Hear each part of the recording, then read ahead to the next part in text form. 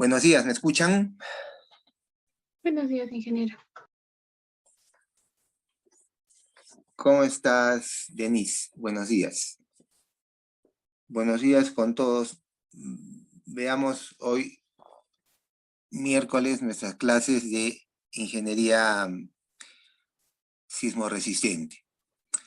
El día lunes habíamos estado hablando lo relacionado a el diseño, el análisis sismoresistente a través de un modelo elástico. Habíamos dicho, pongámonos otra vez en contexto. Habíamos indicado que nosotros en el mundo diseñamos con fuerzas menores a las que trae el sismo de diseño. La consecuencia de eso es que cuando un edificio esté sujeto a las cargas derivadas de la acción de un sismo, del sismo de diseño, la resistencia elástica va a agotarse y por lo tanto la estructura va a incursionar en el régimen inelástico. Pero para poder ingresar al régimen inelástico, tiene que tener como característica primordial, imprescindible, la ductilidad. De no tener ductilidad, un edificio que ha sido diseñado con fuerzas menores a las del sismo de diseño, simplemente va a colapsar. De allí que el diseño sismoresistente podríamos describirlo como un balance entre resistencia y ductilidad. Entonces, hablando apropiadamente, nosotros tendríamos que decir que un análisis sísmico tiene que hacerse en el rango inelástico. Pero para ello ya hemos visto todas los requisitos que tenemos que cumplir. Tenemos que conocer los lazos histeréticos de cada uno de las secciones que van a incursionar en el régimen inelástico, porque no todo el edificio va a plastificarse, solamente se va a plastificar algunas zonas, que normalmente son los extremos tanto de vigas, de columnas y la base de las placas, de los muros. Y por lo tanto, para hacer un análisis inelástico, debemos hacerlo primero utilizando un acelerograma en particular y conociendo los ciclos histeréticos de cada una de las secciones que van a incursionar en el régimen inelástico. Entonces, normalmente cuando se hace ese tipo de análisis y para tener una cierta confiabilidad, las normas especifican que dicho análisis se haga por lo menos para 7 registros, ¿no? En cada una de sus direcciones. Por lo tanto, los ingenieros se preguntaron si es que es posible llevar a cabo un análisis sísmico, pero a través de un modelo elástico. Entonces, en lo que refiere a determinar la resistencia del edificio, la resistencia se determina con las fuerzas reducidas. Es decir, todo ese... A ver, permítanme un ratito, voy a pasar a otra pantalla, ¿eh?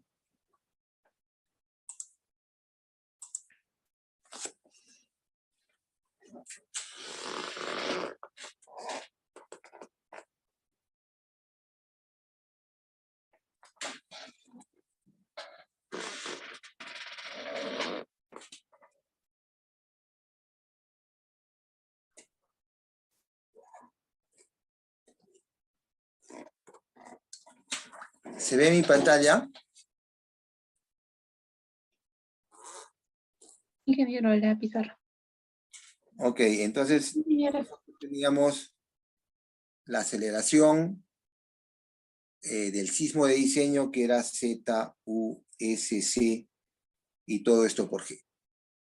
Entonces, como esa fuerza es muy grande, nosotros la reducimos, la dividimos entre un factor R, que de ahora en adelante le vamos a llamar factor de reducción de la respuesta elástica. Factor de reducción de la respuesta elástica. Entonces, al reducir entre R, que siempre es mayor que 1, la respuesta ya no va a ser elástica, sino va a ser inelástica. Entonces, la resistencia la vamos a determinar con estas fuerzas reducidas. Bien, pero queda el otro problema, que son los desplazamientos. Entonces, ¿cómo calculamos los desplazamientos inelásticos? A través de un modelo elástico. Este es el gran problema. Entonces, para poder determinar ello, habría que definir una relación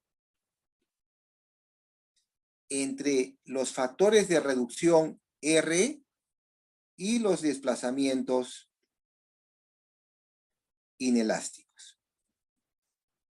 Y la clase pasada creo que nos hemos tomado gran parte del tiempo de esa clase para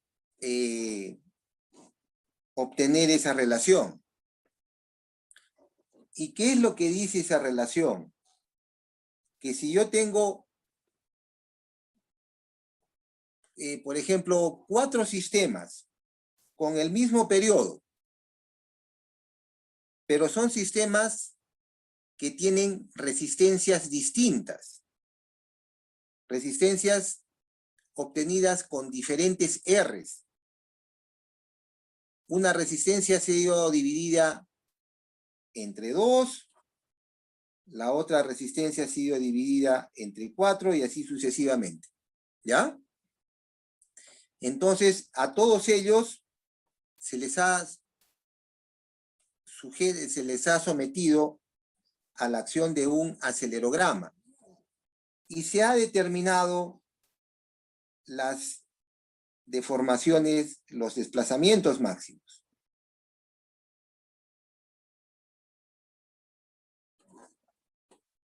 ¿Ya? Y se ha podido verificar que esos desplazamientos máximos son iguales.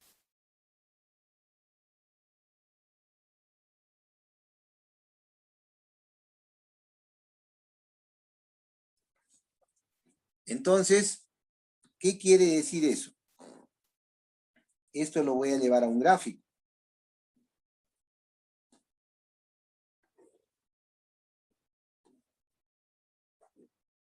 Aquí tengo las fuerzas y aquí tengo los desplazamientos. Entonces, en primer lugar, tengo el sistema elástico donde R es igual a 1. Y voy a poner un sistema inelástico, por ejemplo, donde R es igual a 3. Entonces, como la fuerza con la que he diseñado este edificio es 3 veces menor a la fuerza real, entonces ahora este elemento va a fluir.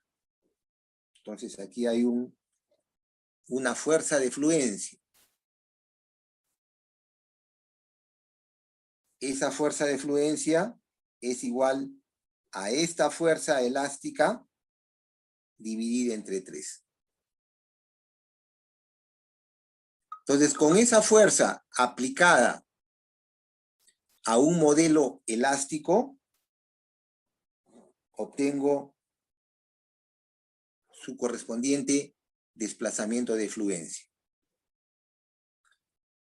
Pero ese es el desplazamiento elástico. El verdadero desplazamiento inelástico es este. Pero yo sé que ese desplazamiento es igual a este de aquí arriba.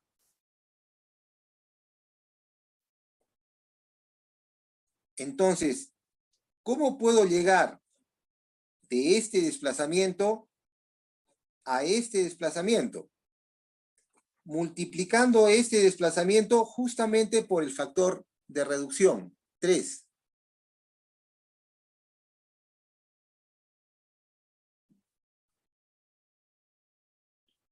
Entonces, y eso es lo que hacemos.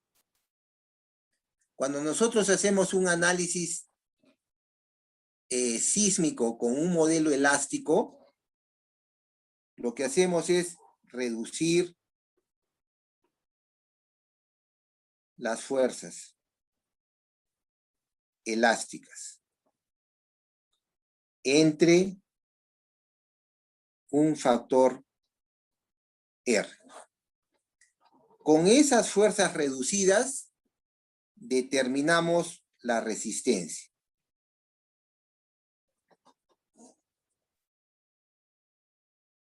Pero ahora me queda determinar los desplazamientos inelásticos. Y entonces, los desplazamientos inelásticos son los desplazamientos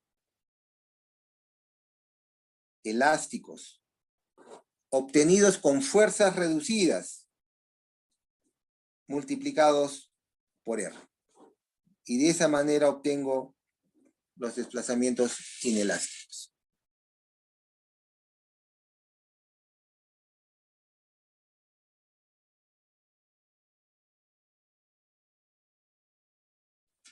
A ver, para que se entienda mejor todavía.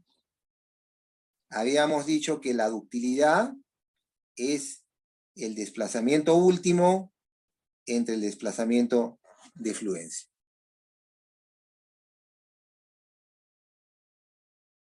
¿Ya?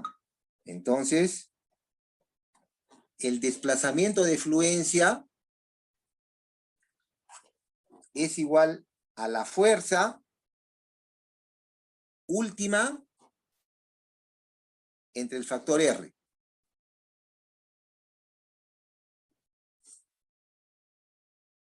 Y el desplazamiento último lo obtengo con la fuerza elástica sin reducir, que sería F. Entonces, hago las multiplicaciones del caso.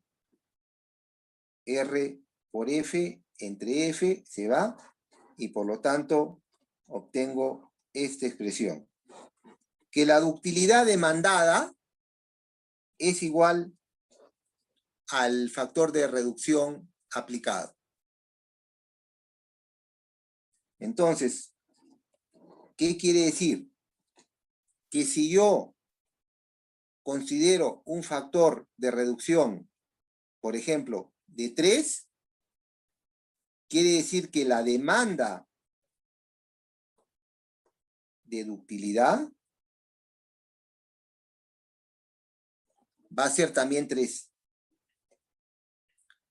Si yo, en vez de 3, considero un factor de reducción de 6, quiere decir que la demanda de ductilidad también va a ser 6.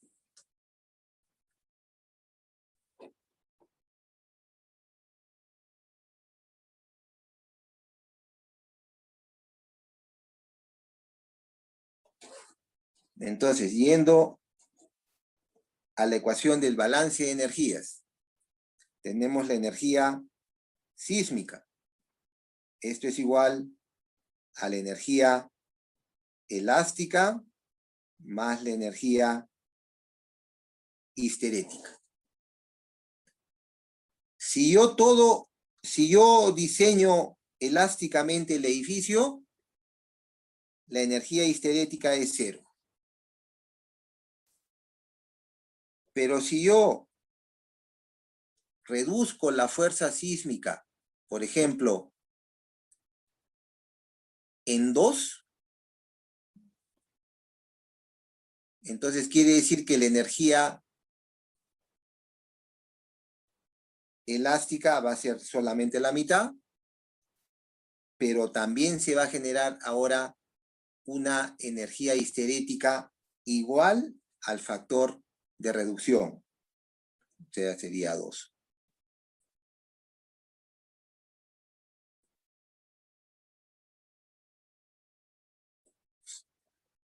¿Hasta aquí estamos claros? Sí, ingeniero. Sí, ingeniero. Ingeniero.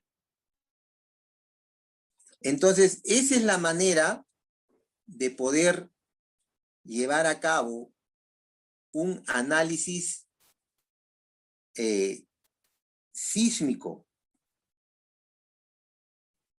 con cargas reducidas.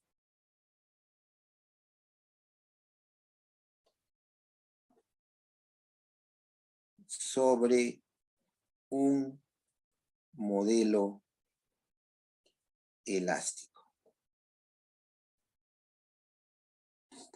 Y todos lo hacemos así, en todo el mundo. Nosotros realizamos los análisis sísmicos con cargas reducidas sobre un modelo elástico. ¿Y cuál es el procedimiento? Lo digo por cuarta vez, creo.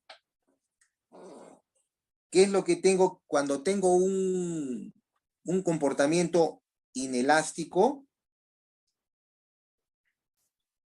¿Qué es lo que tengo que conocer? La resistencia y la demanda de ductilidad. ¿Ya? Resistencia y demanda de ductilidad. Pero como nosotros no vamos a trabajar sobre un modelo inelástico, lo hacemos sobre un modelo elástico, y entonces la resistencia la determinamos con las fuerzas reducidas. O sea, la aceleración dividida entre R. Y la ductilidad la determinamos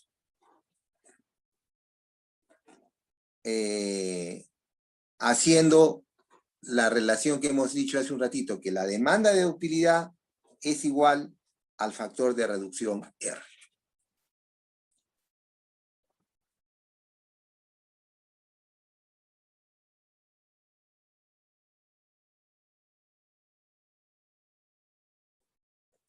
Y esta relación nos lleva a que las deformaciones inelásticas son igual a las deformaciones elásticas calculadas con fuerzas reducidas por R.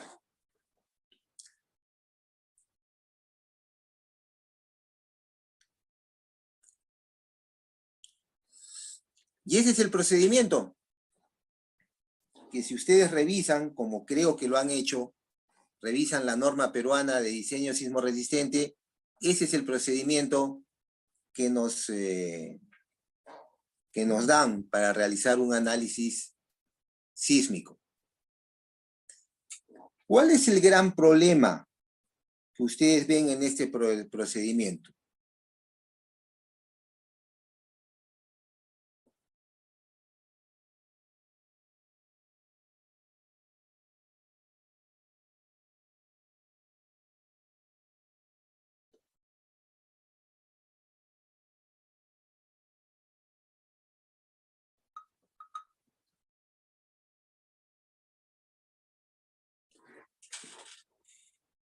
¿Alguien me puede decir?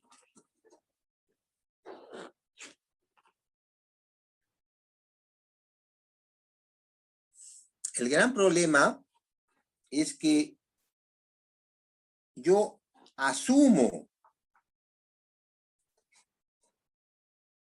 que el edificio va a poder dar la ductilidad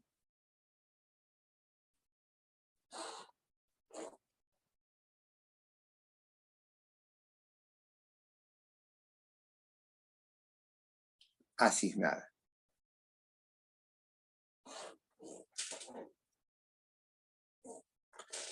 Por ejemplo, cuando yo divido la fuerza sísmica entre 4, yo asumo que el edificio va a poder darme una ductilidad de 4. Pero no hay ningún procedimiento que verifique que efectivamente el edificio va a poder darme ductilidad 4. O si yo divido la fuerza sísmica entre 7, yo no tengo ningún procedimiento para poder verificar que efectivamente el edificio va a poder darme como ductilidad 7.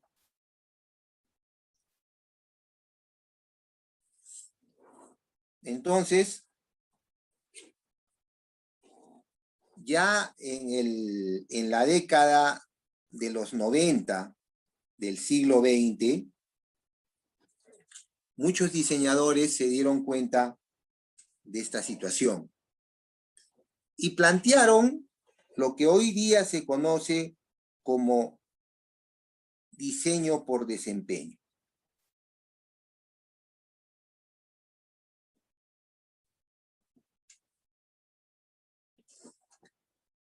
En buen romance, ¿de qué se trata el diseño por desempeño? Se trata de verificar después del diseño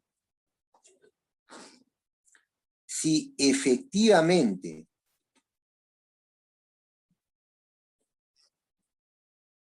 la estructura va a poder desarrollar la ductilidad asumida. De eso se trata el diseño por desempeño, poder verificar a través de alguna metodología que después que nosotros hemos hecho el diseño, es decir, que le hemos colocado el refuerzo a toda nuestra estructura, si es que efectivamente la estructura va a poder desarrollar la ductilidad que hemos asumido. Porque si no puede, si supongamos yo asumí que la estructura va a poder dar una ductilidad de 4 y no da 4, sino da 3, ¿cuál sería el resultado?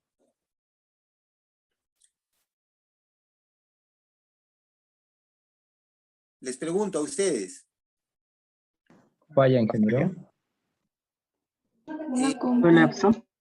No tiene la ductilidad necesaria. Colapso. Creo, ya no yéndonos al extremo, pero lo que va a pasar es que los daños van a exceder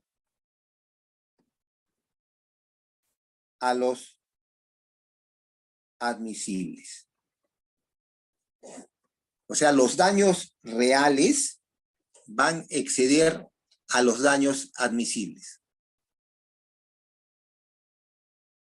¿Quién me proporciona los daños admisibles?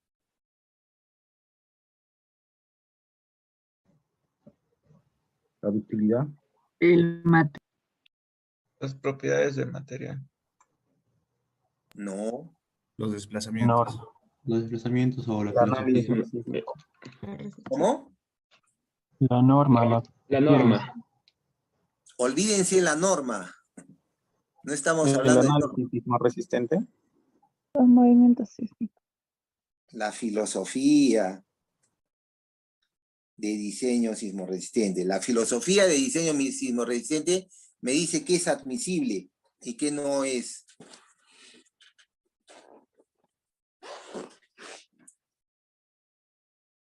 Entonces, la única forma de poder verificar si los daños, o mejor dicho, si la ductilidad disponible es igual a la ductilidad supuesta, ¿no?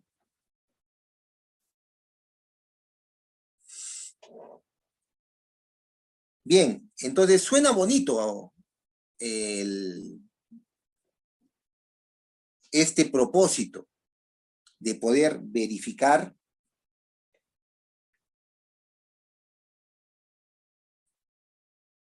si la ductilidad disponible es al menos igual a la ductilidad supuesta. Entonces la pregunta es, ¿cómo lo podemos hacer?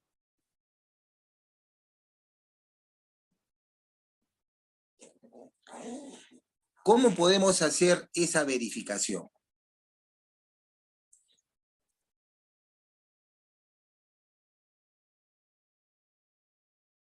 Entonces, ahí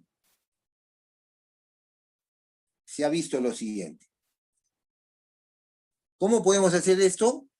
Contrastando la capacidad con la demanda.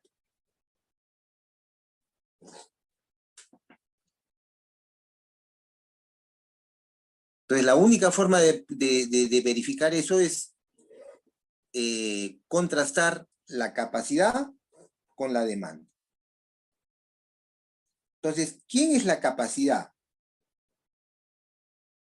El edificio tiene capacidad resistente, tiene capacidad de deformación, o sea, rigidez, y tiene capacidad de ductilidad. Entonces, todo eso lo voy a contrastar con la demanda.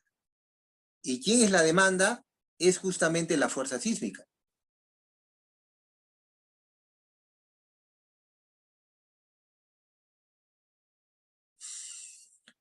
¿Cómo puedo expresar la capacidad de una estructura? Esa capacidad la podemos expresar a través de lo que se conoce como curva de capacidad.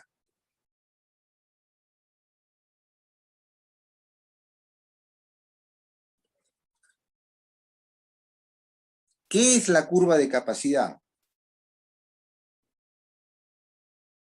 Es la relación que existe entre el cortante basal y el desplazamiento del último nivel del edificio.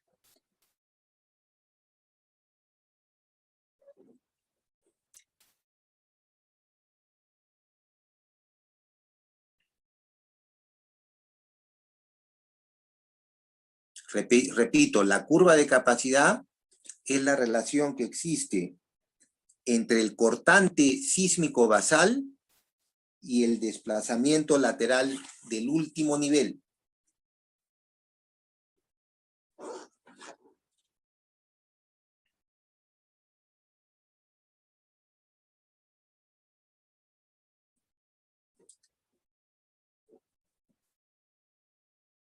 ¿Cómo se determina la curva de capacidad?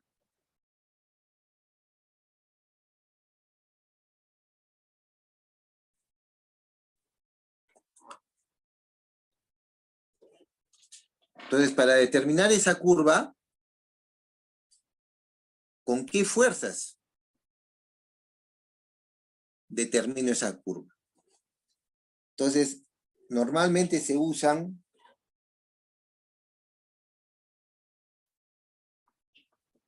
las fuerzas laterales correspondientes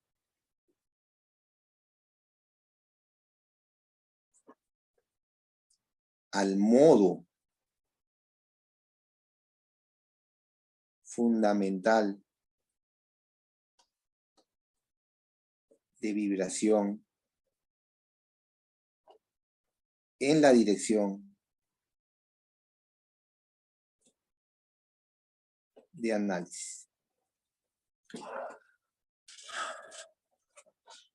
Todos ustedes pueden determinar las fuerzas sísmicas correspondientes al modo fundamental de vibración en la dirección de análisis. Acuérdense que los edificios los diseñamos según dos direcciones, perpendiculares entre sí y paralelas a la dirección de los pórticos, ¿no?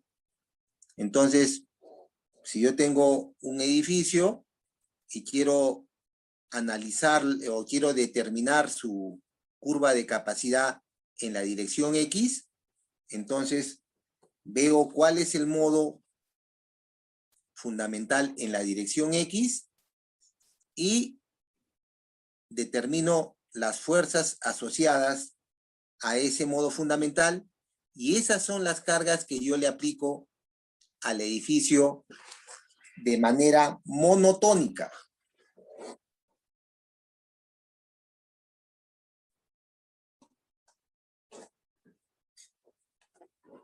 ¿Qué significa monotónico? ¿Qué significa una fuerza monotónica?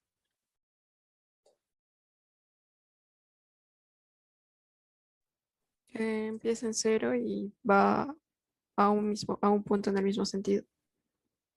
Así es. ¿Quién participó? Puma Vila Vila.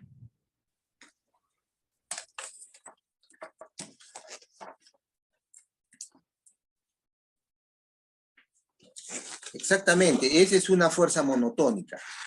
Vamos a suponer que yo quiero aplicar 20 toneladas de manera monotónica.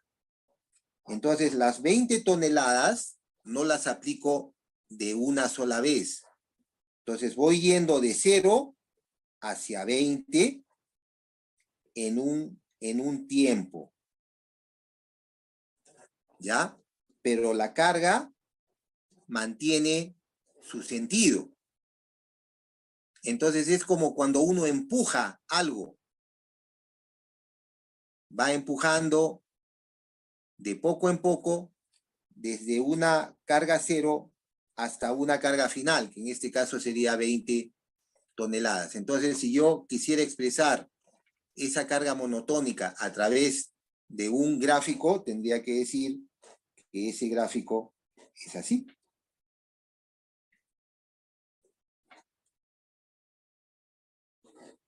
Este es fuerza y este es tiempo.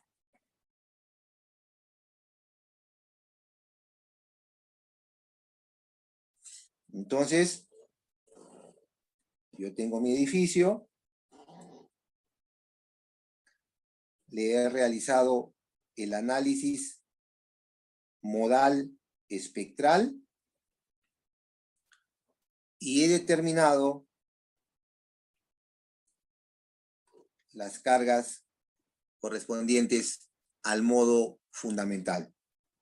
F1, F2, F3, F4. Pero esas fuerzas en realidad no me interesan como valor absoluto, sino simplemente me interesan la relación que hay entre ellas. Entonces, por ejemplo, F1 es, por decirle, 2, F2 es 4, F3 es 6 y F4 es 8. ¿Ya? Entonces, esa es la relación que hay entre ellas. La segunda es el doble de la primera, la tercera es el triple de la primera, y la cuarta es el cuádruple de la primera. Entonces, alguien podría hacer lo mismo, es decir, yo voy a aplicar 1, 2, 3 y 4. Es la misma fuerza, es la misma relación. O alguien diría, no, yo voy a aplicar 20, voy a aplicar 40, voy a aplicar 60 y voy a aplicar 80. Entonces, lo único que tenemos que conocer de las fuerzas correspondientes al primer modo no es su valor absoluto, sino sus valores relativos entre una y otra. ¿De acuerdo?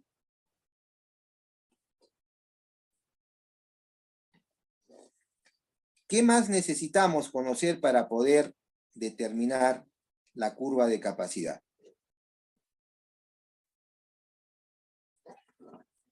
Necesitamos conocer los diagramas momento curvatura de todas las secciones potenciales de rotulación. Todos esos redonditos que he colocado corresponden a las secciones potenciales de plastificación. ¿Por qué? Porque todos ustedes saben que cuando se hace los diagramas de momentos flectores para un pórtico como el que ustedes están viendo en la figura, en la pantalla, esos diagramas son así.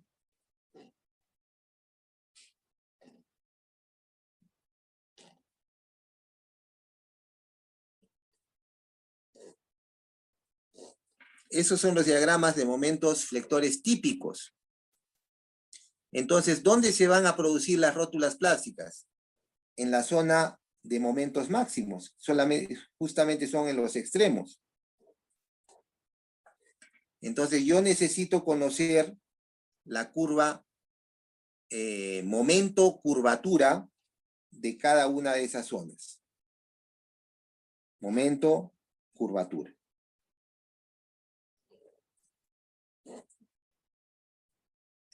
¿Cómo van a ser esas relaciones? Momento curvatura. Van a ser normalmente bilineales. Este va a corresponder al momento de fluencia. Este será la curvatura de fluencia. Y esta de aquí será la curvatura última o curvatura de rotura.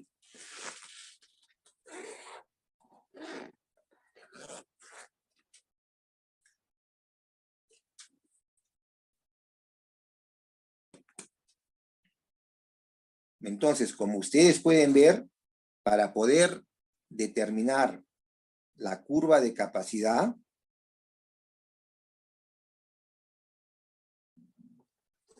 necesito conocer la resistencia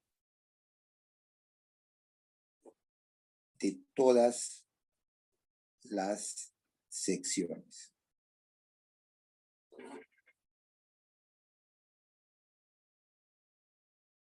Entonces, la curva de capacidad en realidad se hace, como le decía, sobre un diseño ya final. Sobre un diseño en donde se tiene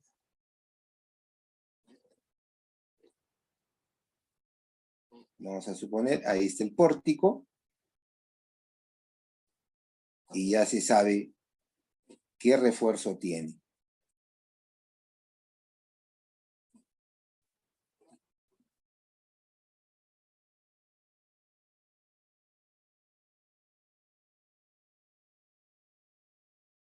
Ya se sabe. Entonces yo sé aquí, por ejemplo, que tengo una sección en la que tengo 3 barras de 1 pulgada en la parte superior y 2 barras de 3/4 en la parte inferior. La sección es de 0.25 por 0.6. La resistencia del concreto es F'C 210. Entonces, con esa información, yo puedo construir la curva momento-curvatura para el momento positivo y para el momento negativo.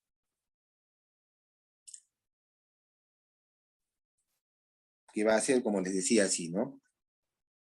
Esto corresponde al momento de fluencia. Entonces, eso tengo que hacerlo para todas las secciones potenciales de rotulación. Hasta ahí, ¿cómo vamos? ¿Se entiende? Sí, ingeniero. Sí, Ingeniero. sí, ingeniero. Ingeniero. Ok. Pero bueno, entonces, ahora la siguiente pregunta es, ¿cómo podemos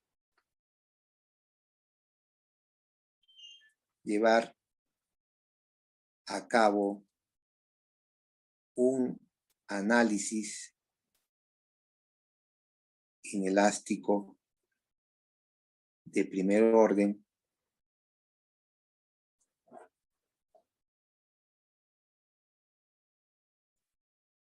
a través de un modelo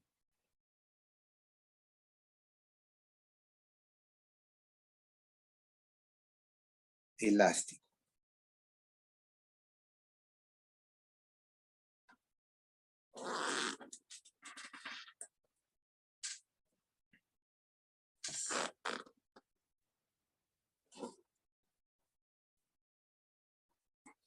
Entonces, en realidad,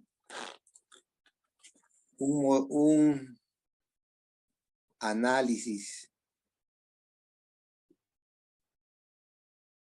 inelástico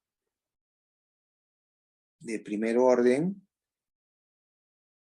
es una secuencia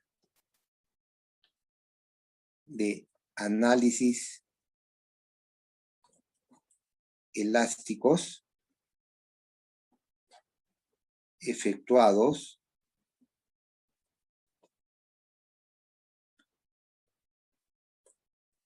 sobre la estructura original y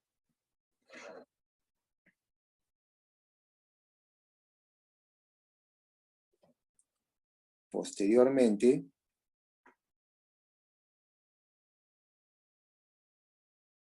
sobre la estructura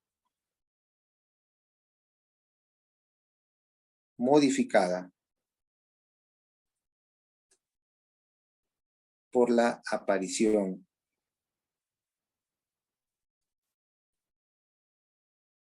de rótulas plásticas.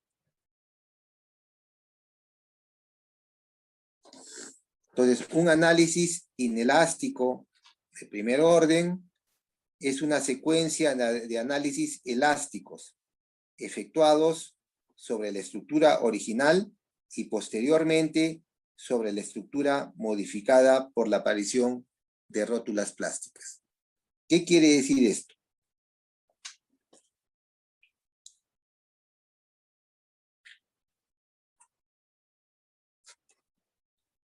Yo tengo que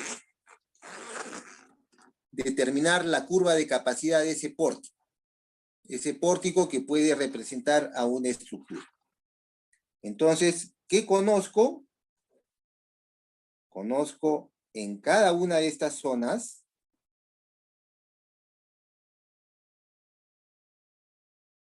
que son las zonas donde se presentarían las rótulas plásticas, en cada una de ellas conozco la curva esfuerzo,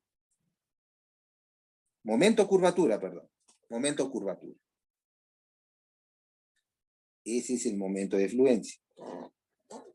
Conozco todo eso. Además, conozco las fuerzas sísmicas correspondientes al modo fundamental. Es decir, F1, F2 y F3. Pero no las conozco como valor absoluto, sino como valor relativo entre ellas. Entonces vamos a suponer que yo tengo que F1 es 1, F2 es 2 y F3 es 3. Ya está. Entonces, empiezo el análisis estructural.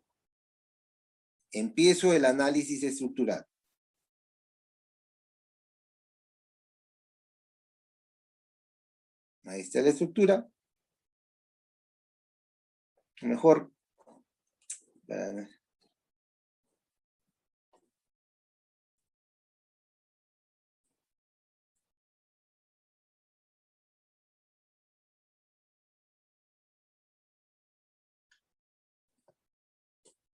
Ahí está. Entonces, empiezo mi estructura con esas cargas y voy a obtener como consecuencia del análisis estructural que el momento, por ejemplo, aquí es 10. Que el momento aquí es 20 y así sucesivamente. ¿Eso me da el análisis estructural o no?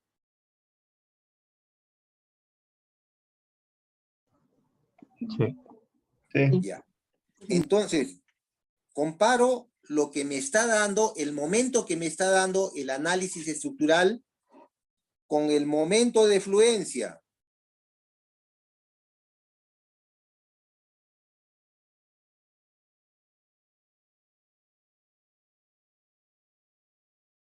¿Yo conozco el momento de fluencia en este punto? Sí. ¿Conozco el momento de fluencia en este otro punto, en esta otra sección? Sí. Y así sucesivamente en todas ellas.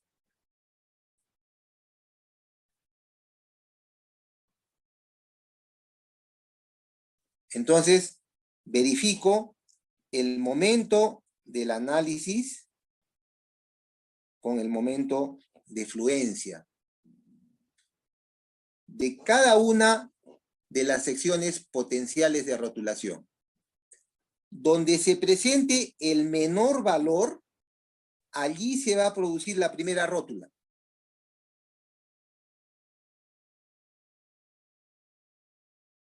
Entonces, ¿qué hago para seguir analizando?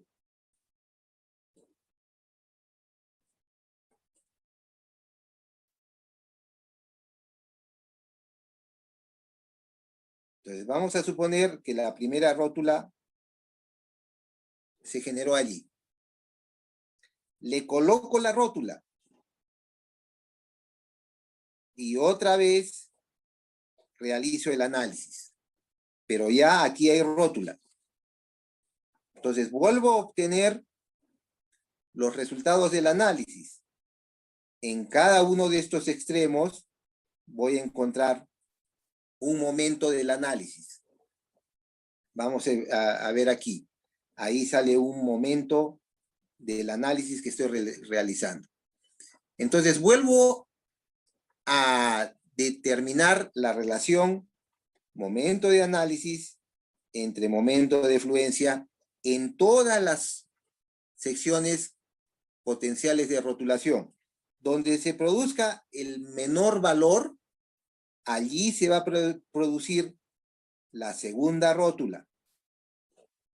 Entonces, vuelvo a analizar el pórtico, pero en este caso ya con la rótula aquí y la rótula aquí. Y otra vez vuelvo a cargar.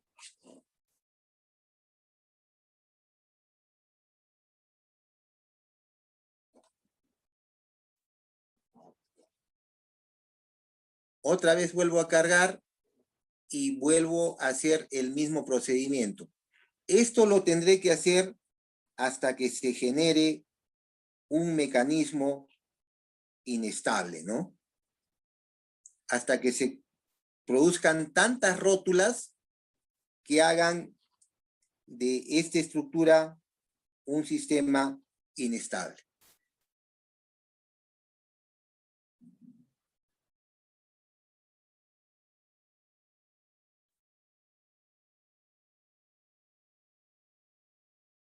Entonces, en cada uno de los puntos de formación de rótulas, ¿qué es lo que voy a hacer?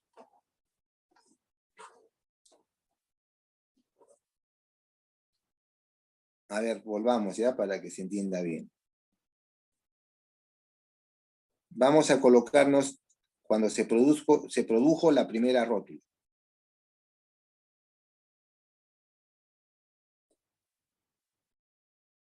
La primera rótula se produjo aquí.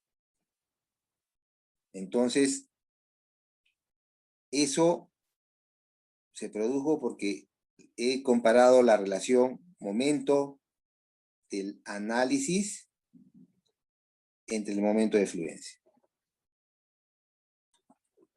Entonces, aquí obtuve un desplazamiento y aquí obtuve un cortante. Pero ustedes me dirán, pero el cortante no va a variar porque siempre usted está poniendo 1, 2 y 3 como fuerza lateral. No, porque ¿qué es lo que voy a hacer? El cortante lo voy a multiplicar por este factor y el desplazamiento también por este factor. Entonces, en la curva cortante desplazamiento, voy a obtener un primer punto. Como les decía, vuelvo a cargar la estructura, pero ya con una rótula aquí. La segunda rótula se forma por aquí. Entonces, momento de análisis entre momento de fluencia. Entonces, para poner el segundo punto, este factor lo multiplico por este cortante y por el desplazamiento obtenido correspondiente. Tendré el otro punto. Y así sucesivamente voy a conformar la curva de capacidad.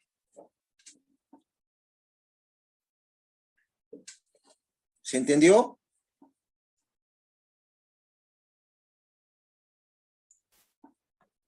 Sí, ingeniero. Entonces, de esa manera obtenemos la curva de capacidad.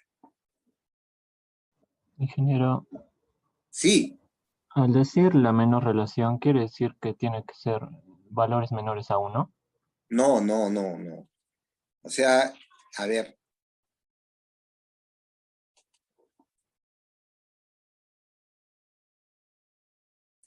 En todos estos puntos,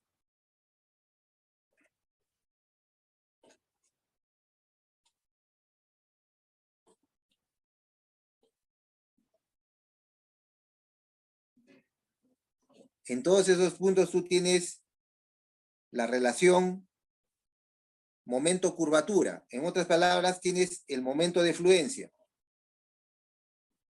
Momento de fluencia 1, aquí será el momento de fluencia 2 y así sucesivamente. Entonces, cuando haces el análisis, allí mismo te va a dar un momento, pero el momento del análisis. Entonces, en cada una de esas secciones vas a tener momento de análisis y momento de fluencia. Entonces, generas una relación entre momento de análisis y momento de fluencia para todas las secciones. Donde se produzca el menor valor, allí se va a generar la rótula. En este caso, la primera rótula. Entonces, para seguir analizando, tú tienes que a la estructura original modificarla y colocarle una rótula mecánica ahí. Y vuelves a cargar. Vuelves a obtener otros valores del análisis. Los divides entre el momento de fluencia y donde se produzca el menor valor, ahí se va a generar la segunda rótula. Y así sucesivamente. Y en cada uno de esos puntos vas a evaluar el valor del cortante y el desplazamiento en el último nivel. Pero ustedes me dirán, como les dije hace un ratito, pero el cortante siempre es el mismo. No, porque para determinar el verdadero cortante, lo que haces es multiplicar ese cortante por la relación de momento de análisis entre el momento de fluencia que generó la rótula correspondiente. Lo mismo haces con el desplazamiento. Al final vas al gráfico, cortante versus desplazamiento, y vas ubicando los puntos que te van saliendo. Y de esa manera conformas la curva de capacidad. Ok, ingeniero, gracias. Ok.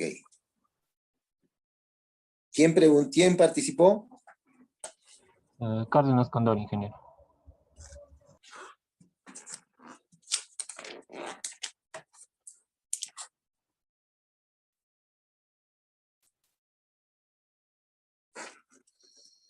Entonces, de esa manera nosotros conformamos lo que es la curva de capacidad.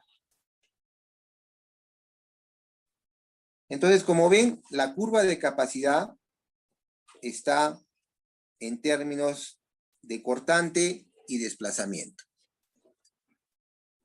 Y esa curva es así. Entonces, ¿qué vamos a hacer? Vamos a transformar esta curva de capacidad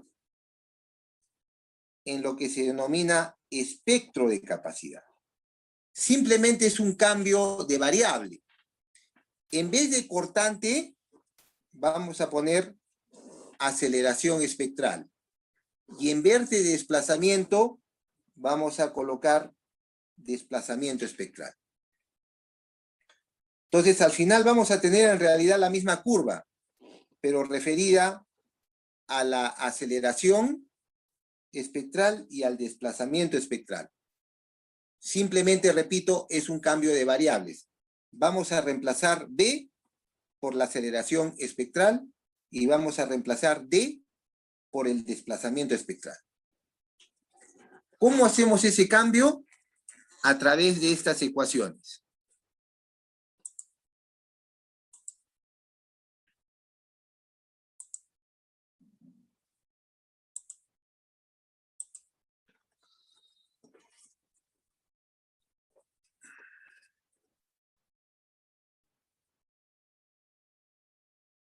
Ahí está. Entonces yo tenía cortante, ahora la voy a expresar en términos de aceleración. Y yo tenía desplazamientos del techo y lo voy a expresar en términos de desplazamientos espectrales. Nada más. Las variables, ahí ustedes las pueden ver. No es, ahí están lo que significa cada una de ellas. Simplemente estoy haciendo un cambio de variables, ¿ya? Entonces, ¿qué es lo que voy a obtener? Que la curva de capacidad, que estaba en términos de cortante y desplazamiento, ahora el espectro de capacidad va a estar en términos de aceleración espectral y desplazamiento espectral. Entonces, para cada punto,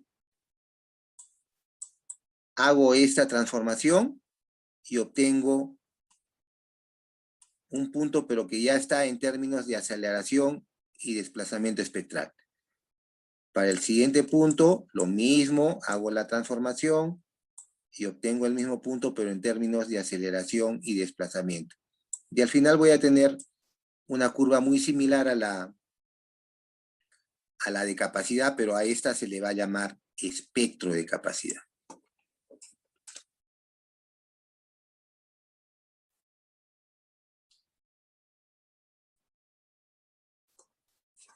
¿De acuerdo?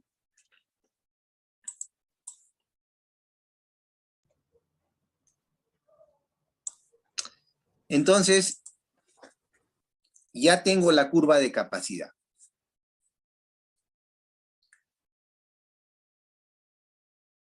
Entonces, esa curva de capacidad hay que contrastarla. Entonces ya la curva de capacidad no la voy a contrastar, sino el espectro de capacidad. Ya tengo el espectro de capacidad.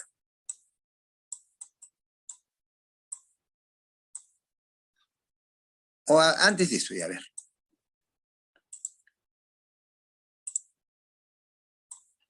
Cortante, desplazamiento. Curva de capacidad.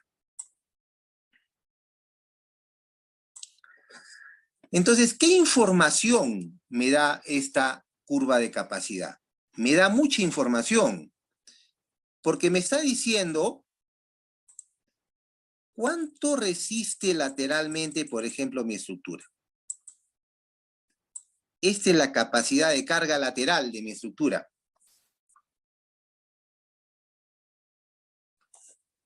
O sea, en otras palabras, cuán resistente es mi edificio. Y también me está dando una idea de la ductilidad, porque más o menos por aquí parece que cambia de régimen. Del régimen elástico pasa al régimen plástico. Entonces, esta podríamos tomarlo como el desplazamiento de fluencia y este de aquí como el desplazamiento último. Si yo divido el desplazamiento último entre el desplazamiento de fluencia, ¿qué obtengo? Ductilidad. Ductilidad. Utilidad en general. Ductilidad, la ductilidad. Entonces, la curva de capacidad me está dando dos parámetros, resistencia y ductilidad. Me está diciendo cuánto de ductilidad tiene mi sistema y cuánto de resistencia lateral, en base al diseño que yo he definido acerca de ella. Por eso se le llama curva de capacidad. Es una gran información. ¿Ya? Entonces, esa curva de capacidad, hace un ratito les he dicho que por razones de metodología hay que convertirla en espectro de capacidad. Simplemente le expreso con otros parámetros, SA y SD, pero sigue siendo o sigue expresando lo mismo. ¿Cuánto resiste lateralmente y cuánto de ductilidad puede generar? ¿Ya? Entonces, ahí está mi curva de capacidad. Expresado en términos de espectro. Entonces, esta curva de capacidad, ¿con quién la tengo que confrontar? Con la demanda.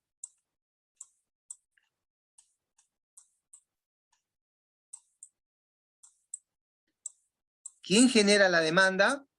El movimiento sísmico.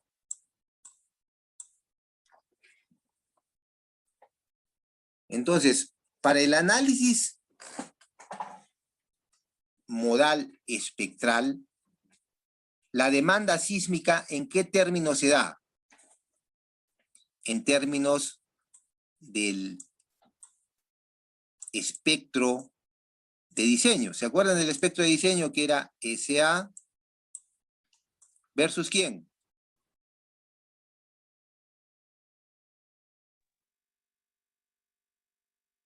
El tiempo. No, Periodo. periodo. Periodo. ¿Quién participó? Aro.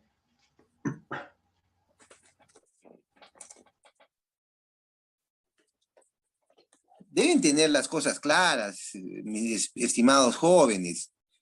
El espectro de diseño es aceleración espectral versus periodo, no tiempo, periodo de los edificios.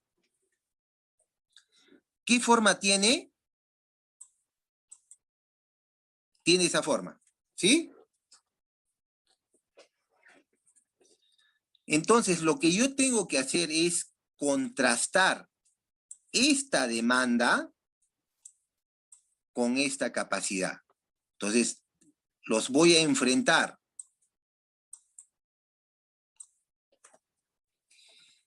El punto donde se intersecten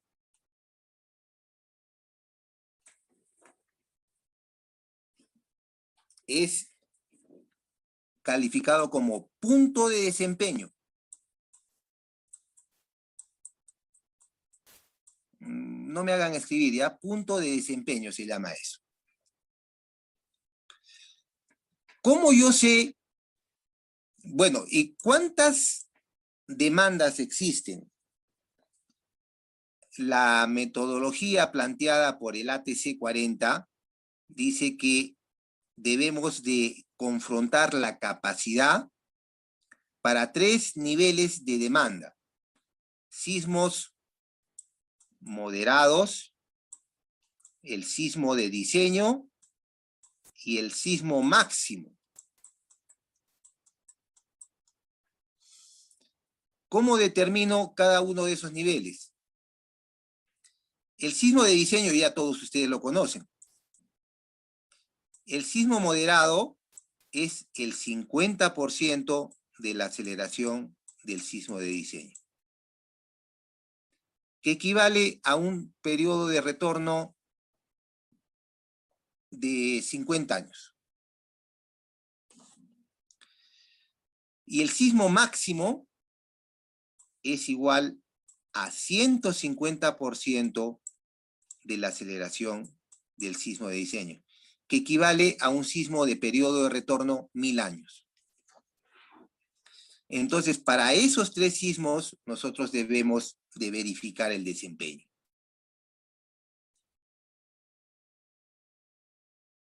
Y entonces, ¿cómo puedo verificar que el desempeño que rinde mi edificio está de acuerdo con la filosofía de diseño sismo resistente?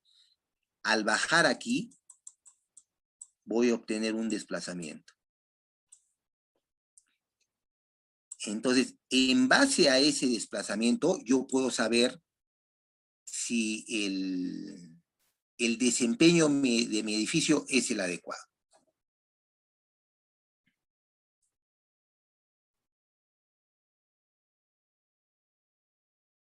¿Se entiende?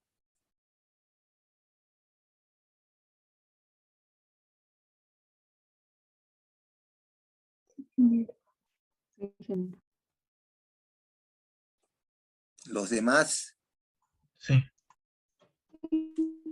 ya. Claro. Entonces, miren, la metodología, esa es la idea, ¿ya? Pero entonces la metodología de este procedimiento me dice que yo tengo el espectro de capacidad.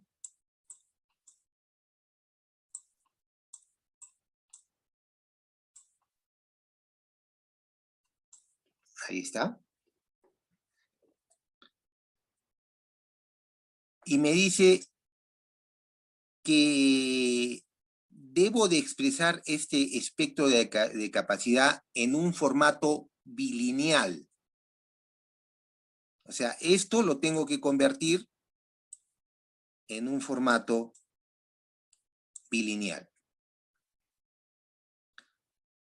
¿Cómo convierto esta curva de capacidad en un formato bilineal? El procedimiento es el siguiente. Yo tengo que asumir un punto de desempeño.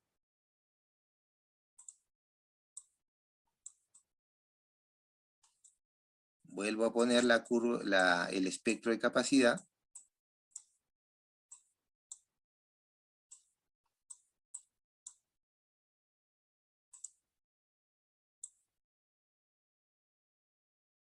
Ahí está. Entonces yo voy a asumir un punto de desempeño. Voy a asumir que el punto de desempeño es este. Estoy asumiendo, no estoy adivinando, en otras palabras. Entonces, voy a tomar una tangente al punto inicial de la curva de capacidad. Ahí está la tangente. Y ahora, de aquí, de este punto de desempeño supuesto, voy a trazar una línea que intersecte a esta tangente. Pero ustedes me dirán, pues puedo trazar pues, hay 1.000.000 de posibilidades. No, todo esto se reduce a una sola, si es que hago lo siguiente. Ahí está. Esta área exterior que ven aquí tiene que ser igual a esta área interior. Esta área A1, que es exterior a la curva de capacidad, debe ser igual a esta área que es interior a la curva de capacidad. Y por lo tanto, si eso se produce, hay una sola posibilidad, que es esa de ahí. Entonces, esa sería mi expresión bilineal del espectro de capacidad. ¿Cómo sé que este punto que he asumido es el real? Cuando haga la contrastación entre esta curva bilineal y la demanda. Si el punto de intersección es el punto que yo asumí, entonces esto es correcto. Pero si la intersección se da en otro punto, tengo que comenzar a iterar hasta que lo que elegí sea igual al punto de intersección real.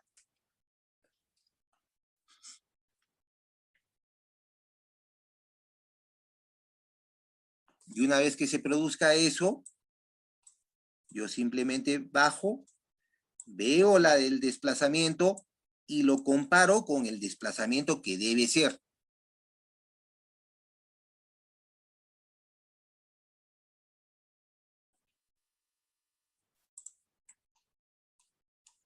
Miren, aquí, y eso está en el documento que yo les he entregado, aquí pueden ver un gráfico en el que se ve una curva clásica de capacidad. Les estoy diciendo, ahí está el punto de fluencia que corresponde a la capacidad de resistencia lateral, y también está la parte inelástica que corresponde a la ductilidad del sistema. Entonces, los desplazamientos que están en esta zona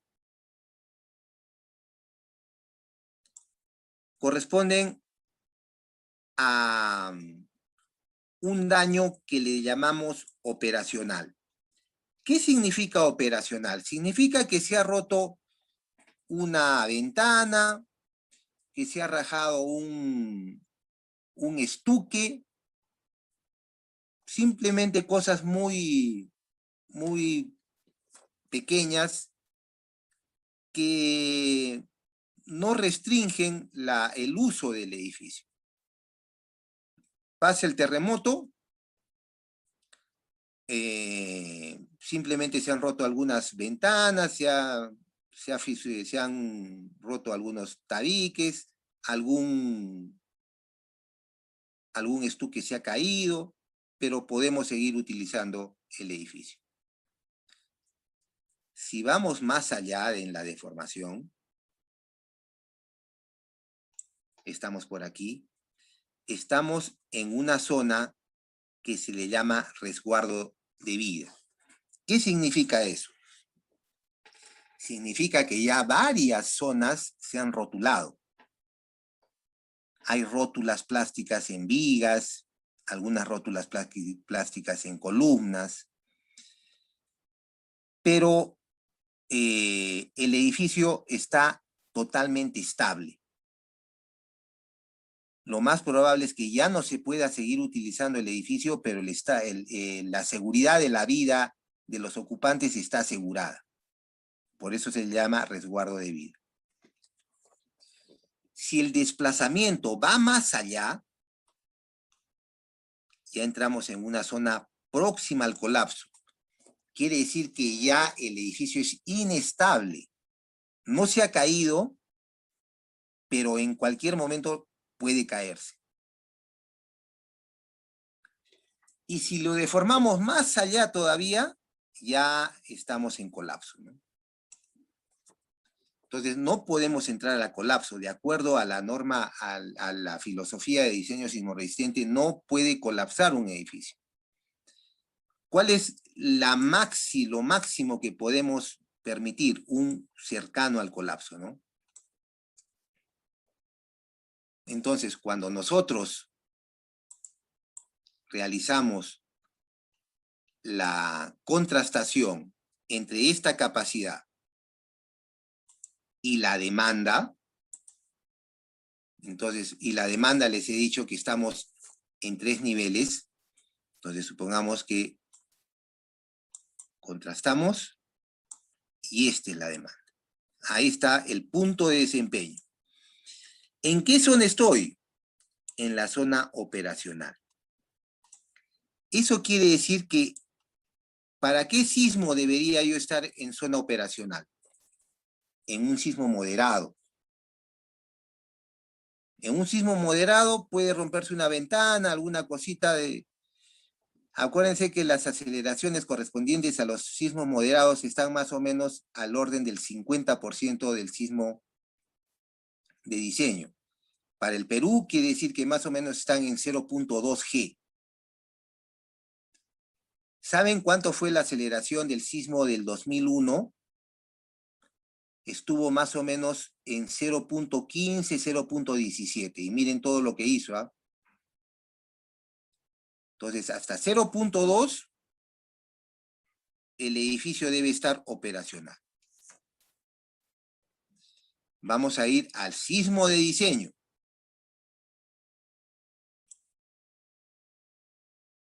En el sismo de diseño,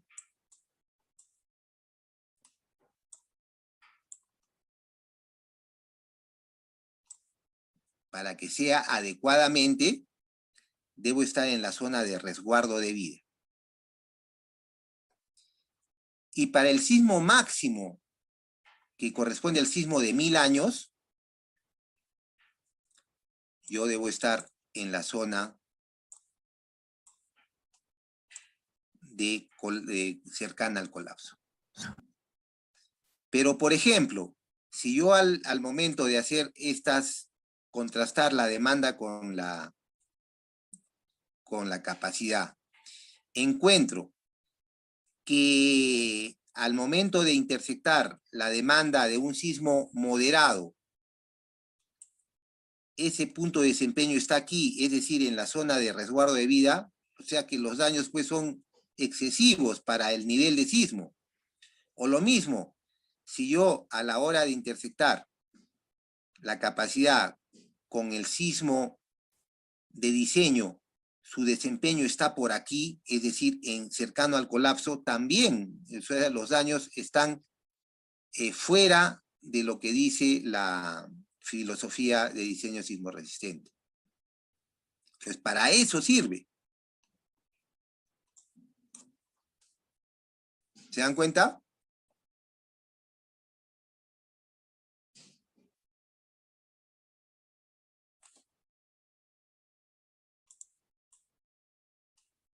¿Me escuchan? Sí, ingeniero. Sí, ingeniero. Sí, ingeniero. Entonces, eso es lo que tenemos que hacer. Ya les he dicho cuál es el procedimiento para obtener mi curva de capacidad. Ahora, simplemente, ¿cuáles son el procedimiento para obtener las demandas? Ya les he dicho. Ustedes conocen el espectro de diseño que es para el sismo, el espectro de diseño que es para el sismo de 500 años. Necesitan el espectro para un sismo moderado. Simplemente esto lo reducen en 50%. Y necesitan el espectro para un sismo máximo. Esto lo escalan 50% para arriba. Y ya tienen los tres.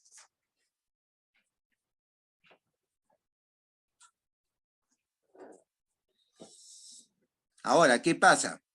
Que nosotros estamos trabajando con el espectro de capacidad, es decir, SA y SD. Pero nuestros espectros, ¿en qué parámetros está? Aceleración versus periodo.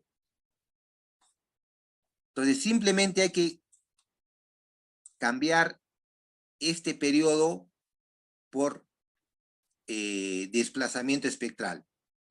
Y eso es muy fácil, pues, ¿no? Ustedes saben que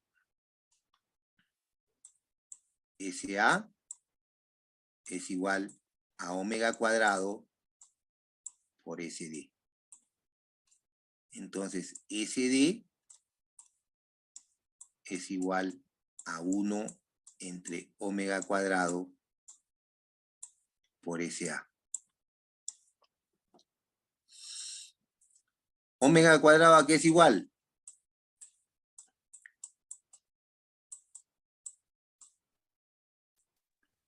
Raíz de a 2pi entre t al cuadrado por SA.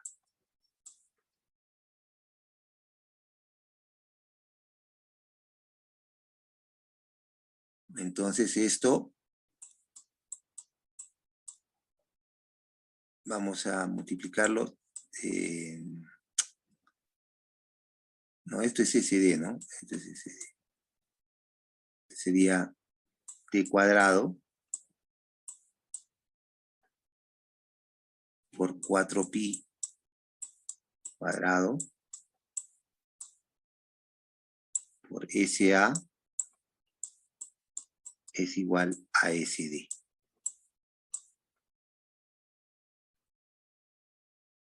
Entonces, para un t en particular, yo obtengo el desplazamiento espectral correspondiente y de esa manera hago la transformación. ¿Está claro? Sí, ingeniero. Ya, entonces ahora tienen los espectros, ya no en términos de aceleración versus periodo, sino van a tener los de aceleración versus desplazamiento espectral. Y entonces ambos, tanto la demanda como la capacidad, van a estar en el mismo formato y de esa manera la podemos contrastar.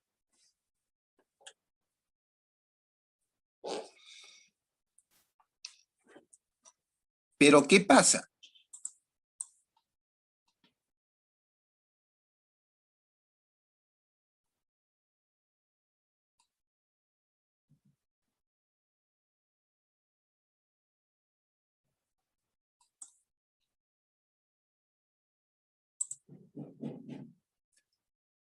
Cuando el edificio está por esta zona, por toda esta zona, ¿por qué ingresa a esa zona?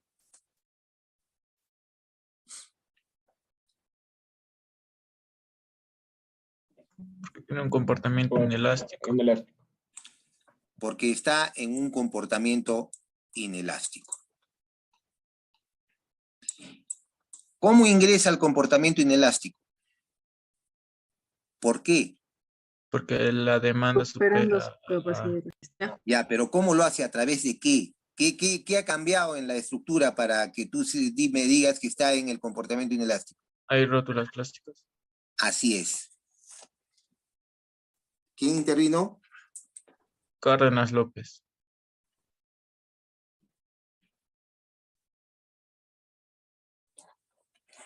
Entonces, en el comportamiento inelástico hay rótulas plásticas.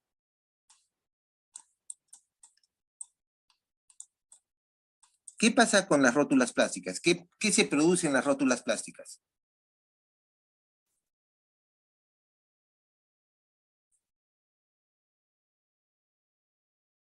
Pregunto a todos, ¿qué se producen en las rótulas plásticas? Redistribución de Momentos espacios. plásticos. ¿Cómo?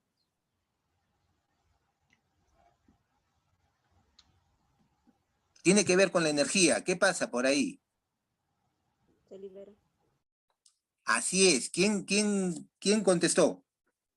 Flor de María. A través de las rótulas plásticas se libera energía. Acuérdense pues eso, libera. Se libera energía. ¿Y qué otro mecanismo conocen ustedes por el cual las estructuras liberan energía? Amortiguadores. Amortiguador. Amortiguadores. No, amortiguamiento, no amortiguadores. Mecanismo. ¿Quiénes contestaron? Choque. Choque Kun. Pardo. Riveros Martín.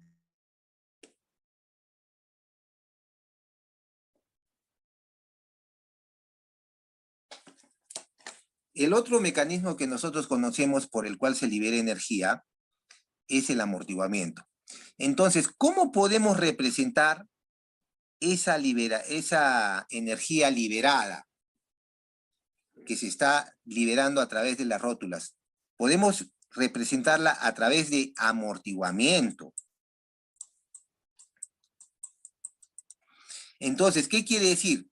En esta zona, se nota, ¿no? Lo que estoy haciendo. En esta zona, en la zona elástica, ¿cuánto es el amortiguamiento?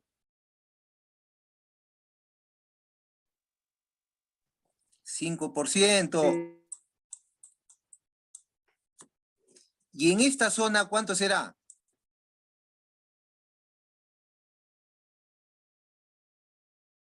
Mucho más del 5%. Si le estoy diciendo que las rótulas liberan energía, quiere decir pues que el amortiguamiento equivalente es más de 5, ¿o no? Sí. Ingeniero. Ingeniero. Es probable que por aquí la estructura llegue a tener 10 o 15 de amortiguamiento, debido a la presencia de las rótulas plásticas. Entonces, cuando sube el amortiguamiento, y no quiero representar el amortiguamiento en el modelo estructural, ¿dónde lo podría representar?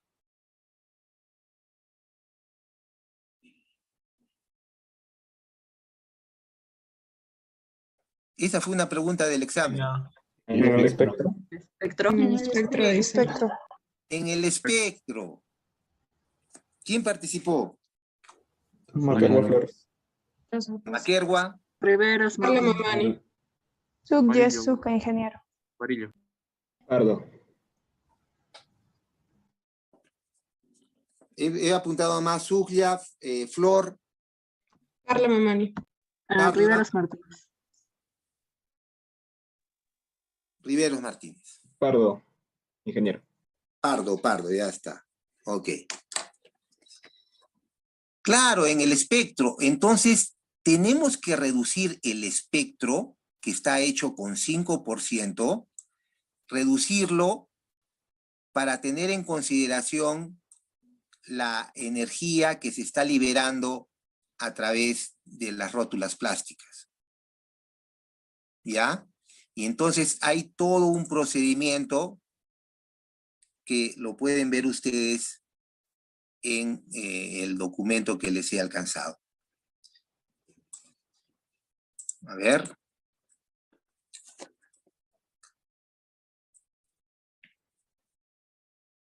Aquí está. Entonces, ya el amortiguamiento de la estructura ya no solamente va a ser 5%, sino más el amortiguamiento histerético derivado de la generación de rótulas plásticas. ¿Ok? Aquí está un lazo histerético de una rótula cualquiera. Y pueden ver, ahí está los cálculos que se hace para determinar en realidad, acuérdense que la energía liberada es proporcional al área encerrada por el lazo histerético. Entonces estamos calculando esa área interior y es igual a ese valor que ustedes ven allí. Entonces, el nuevo amortiguamiento de la estructura es 5% más el amortiguamiento histerético. Y en proporción de quién está, justamente del desplazamiento, pues, ¿no? Del desplazamiento que sufre la estructura. Miren, yo les decía, esta es la curva de capacidad. Entonces, por ejemplo, vamos a decir que para el sismo, para el nivel de sismo que estamos verificando, la estructura se deforma hasta allí. De esa manera puedo establecer una curva bilineal, y eso representa en realidad el lazo histerético. Así, así, y así, y así.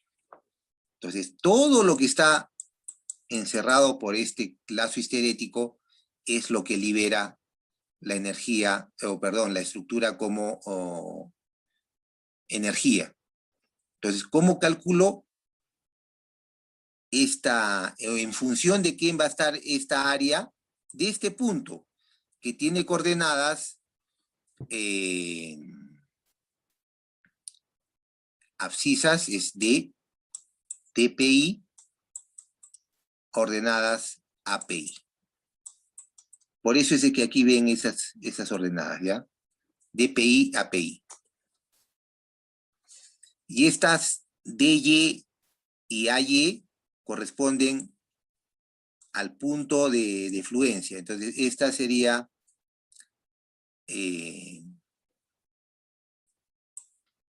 AY, y esta deformación de aquí sería DY.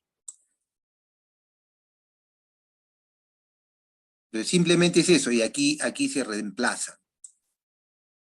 ¿Estoy yendo muy rápido?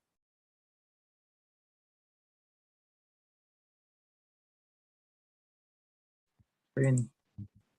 Está bien, ingeniero. Ya, ok. Ya, chicos, ya se nos ha pasado la hora también. Ya lo retomamos el próximo lunes. Y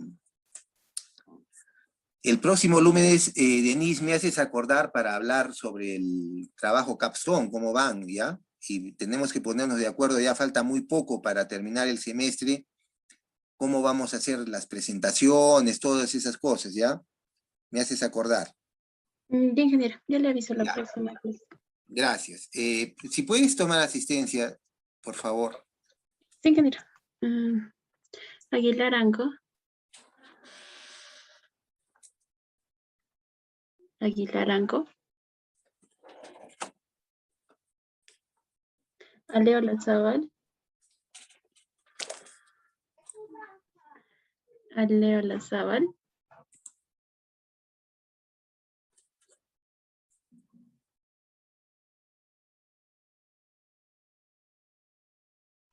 Arce Flores. Presente. Buenos días. Bueno.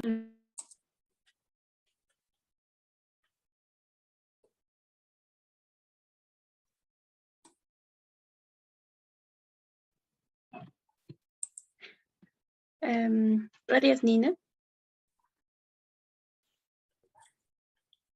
Ok. Aroma Mani. Presente. Ok. Ataukuri Enríquez. Presente. Ok. Bedregal Gómez. Vidregal Gómez. Vegaso González. Presente. Ok. Berríos Quispe. Berríos Quispe. Cáceres Onco. Cáceres Onco. Cárdenas Condori.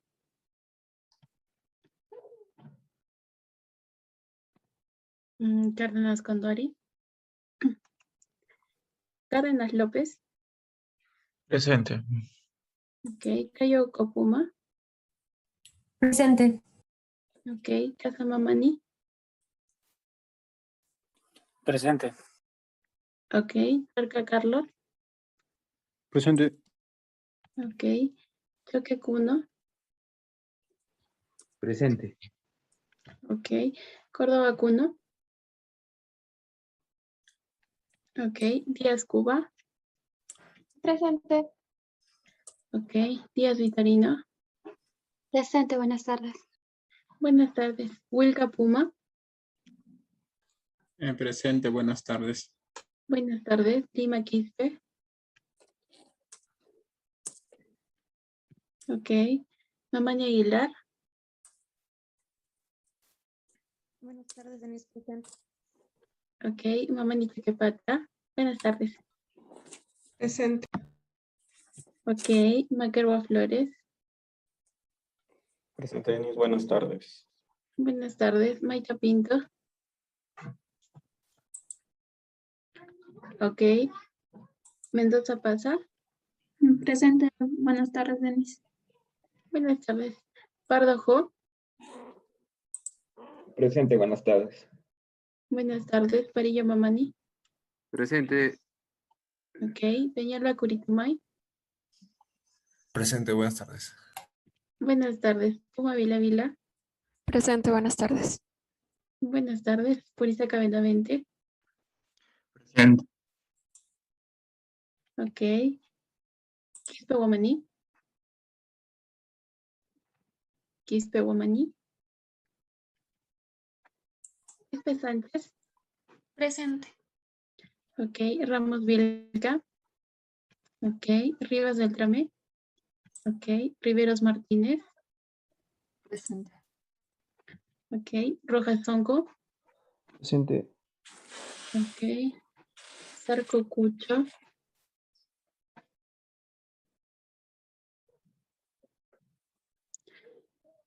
Zarco Cucho.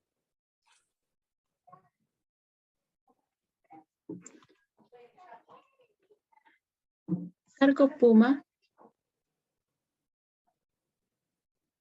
Ok. Suyezuca. Presente, buenas tardes, Denise. Buenas tardes. Torreblanca González. Buenas tardes, Denise. Presente. Buenas tardes. Valdivia Yanque. Ok. Zapana Flores. Ok. Ingeniero, algunos de mis compañeros me han comunicado por mensaje que se les ha ido la señal. Que son un grupo de por lo menos 7 u 8 compañeros. Y es la razón por la que no me han contestado ahorita la asistencia. Eso sería todo, ingeniero. Ya, Denise. Muchas gracias. Jóvenes, nos estamos viendo el próximo lunes. Cuídense mucho. Un abrazo. Hasta luego. Hasta luego, ingeniero. Cuídense. Gracias. Hasta luego. Hasta luego, ingeniero. Hasta luego. Hasta luego.